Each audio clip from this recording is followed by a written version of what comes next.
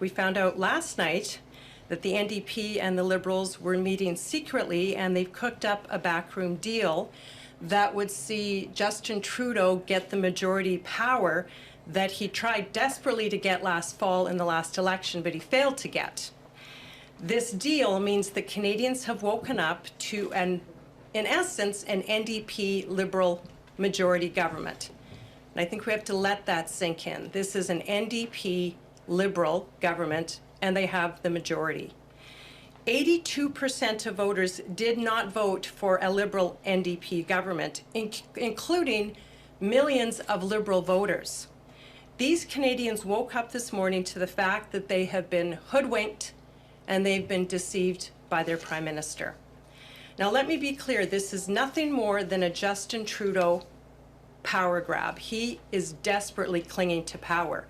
His number one goal, as we have seen over the course of the last 6 years, is always to do what's best for him, not to do what's best for Canadians. Now, make no mistake, the NDP are in charge.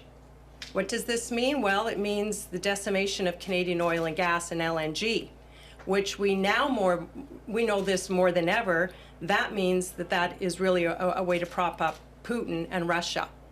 When the NDP Liberal government phase out, which means destroy Canadian oil, gas, and LNG, they are helping Russia. And that was one of the top priorities they had, and that Justin Trudeau has agreed to. It means mining, agriculture, fisheries are all next under the extreme policies of the NDP, which are now Liberal policies. It also means $214 billion, just that we know of, in new spending for Canadians. And that's who's going to be spending. That's who's going to be bearing the brunt of the new NDP Liberal government. All of which for Canadians means more debt, more inflation, more jobs lost, more uncertainty, and frankly, more polarization. This is not a good day for Canadians.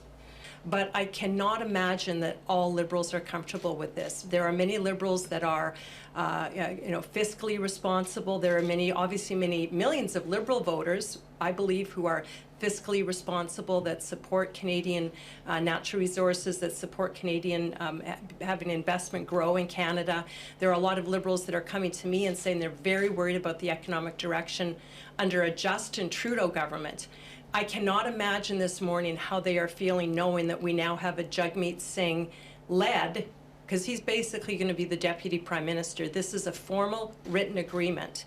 We now have a NDP Liberal government in charge. So I am fairly certain there are literally millions of Liberal voters, including some Liberal members of Parliament, who have got to be very concerned this morning. I think the announcement we heard this morning is very clear.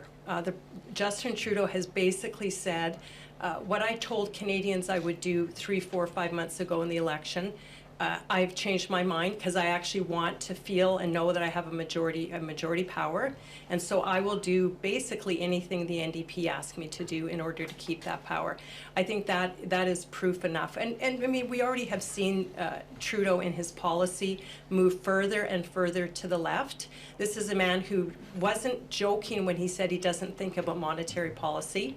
This is a man that was not joking when he says he admires China's basic dictatorship. He admires very left, very extreme ways of governing and governance.